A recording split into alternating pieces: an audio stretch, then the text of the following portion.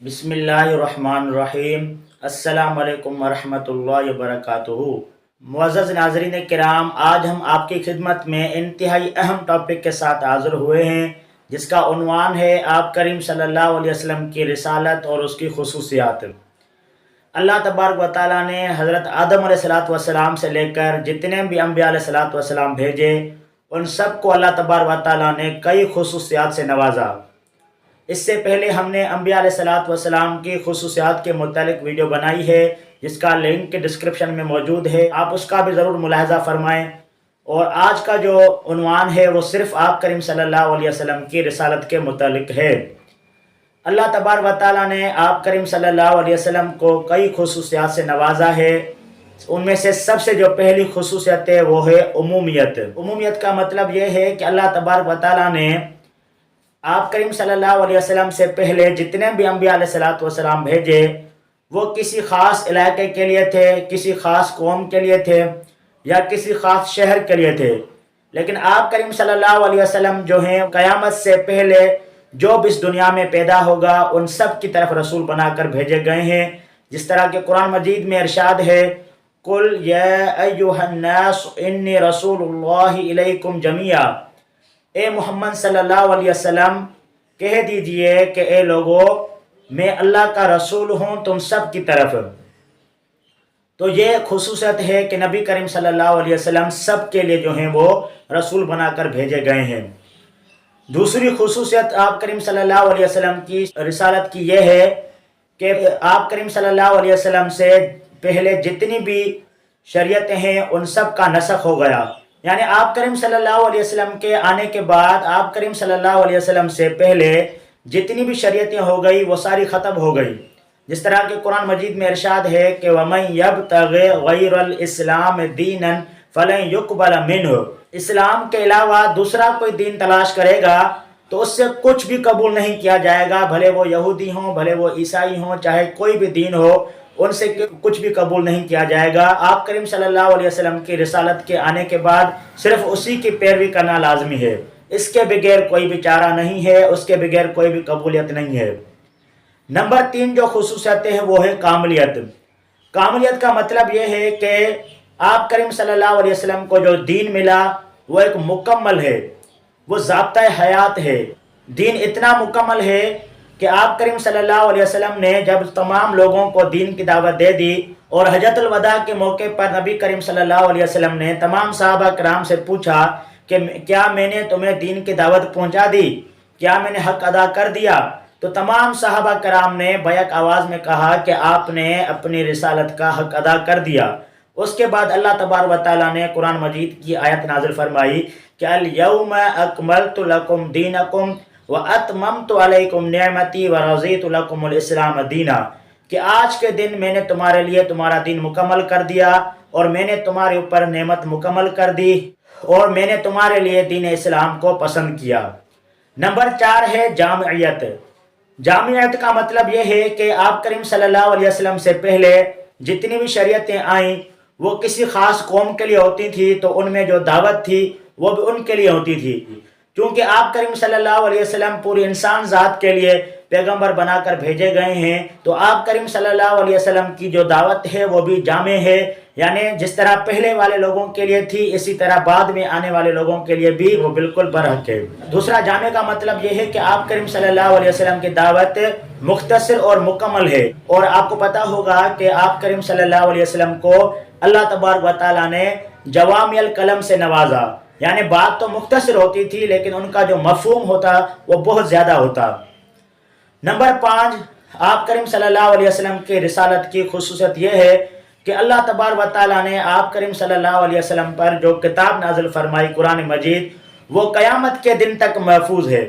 اس سے پہلے اللہ تبارک و تعالیٰ نے جن پیغمبروں کو کتابیں دی، ان کی امتوں نے ان کتابوں میں تحریف کر دی اور اپنے اپنے مطلب بیان کیے اور یہاں تک کہ الفاظ کا تغیر کر دیا۔ لیکن آپ کریم صلی اللہ علیہ وسلم کے بعد چونکہ کوئی بھی شریعت آنے والی نہیں تھی، کوئی بھی کتاب نہیں آنے والی تھی، تو اسی لیے قرآن مجید کی حفاظت کا ذمہ خود اللہ تبارک و تعالیٰ نے لیا، اور قرآن مجید کی آیت ہے کہ اِنَّا نَحْنُ نَزَّلْنَا الذِّکْرَ وَإِنَّا لَهُ لَحَافِظُونَ، کہ ہم اس ذکر کو قرآن مجید کو نازل کرنے والے ہیں اور اسی کی حفاظت بھی ہم ہی کرنے والے ہیں۔ ابھی جس کی حفاظت کا ذمہ خود اللہ پاک نے لیا ہو اس کو کسی اور کی حفاظت کی ضرورت ہی نہیں ہے۔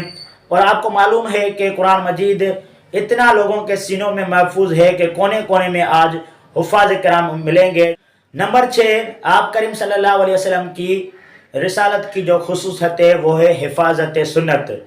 آپ کریم صلی اللہ علیہ وسلم کی کتاب قرآن مجید کی جس طرح حفاظت کی گئی ہے، اسی طریقے سے آپ کریم صلی اللہ علیہ وسلم کی سنت اور حدیث کی بھی حفاظت کی گئی ہے، کیونکہ آپ کریم صلی اللہ علیہ وسلم نے فرمایا کہ جس نے مجھ پر جان بوجھ کر جھوٹ بولا تو اس نے اپنا جہنم میں ٹھکانہ بنا دیا۔ تو اس حدیث کے بعد علماء کرام نے، فقہاء نے، محدثین نے اتنا خیال کیا کہ زیر زبر کی بھی کہیں غلطی نہ ہو، تو انہوں نے اپنی زندگیاں ان کاموں میں لگا دی اور حدیث پر کام کیا اور بہترین کام کیا، اور آپ کریم صلی اللہ علیہ وسلم کی سنت کو اور احادیث کو ایک جگہ پہ محفوظ کیا۔ نمبر 7 ہے ہمانگیری۔ ہمانگیری کا مطلب یہ ہے کہ آپ کریم صلی اللہ علیہ وسلم کی قرآن مجید صرف نظریاتی کتاب نہیں ہے، بلکہ قرآن مجید پر آپ کریم صلی اللہ علیہ وسلم نے سب سے پہلے عمل کر کے دکھایا اور پھر لوگوں کو فرمایا اور لوگوں کو سکھایا کہ یہ اس طریقے سے کام کیا جاتا ہے۔ اس کے بعد جو ہے لوگوں نے اس پر عمل کیا، یعنی پہلے آپ کریم صلی اللہ علیہ وسلم نے خود عمل کر کے دکھایا کہ یہ اس آیت کا مطلب مفہوم یہ ہے۔ اس کے بعد صحابہ کرام کو حکم دیا، جیسے کہ ایک مشہور حدیث ہے کہ آپ کریم صلی اللہ علیہ وسلم نے فرمایا کہ صلو کما رأیتمونی اصلی، تم اسی طریقے سے نماز پڑھو جس طرح مجھے نماز پڑھتے ہوئے تم دیکھ رہے ہو۔ تو یہ 7 خصوصیات ہیں جو کہ آپ کریم صلی اللہ علیہ وسلم کی رسالت میں موجود ہیں۔ ایک آخری جو خصوصیت ہے اور وہ سب سے اہم ہے وہ ہے ختم نبوت۔ ختم نبوت کے بارے میں اللہ تبارک و تعالیٰ کا قرآن مجید میں ارشاد ہے کہ ما کان محمد ابا احد من رجالکم ولکن رسول اللہ و خاتم النبیین، کہ محمد کسی کا بھی تم مردوں میں سے باپ نہیں ہے اور وہ آخری نبی ہیں۔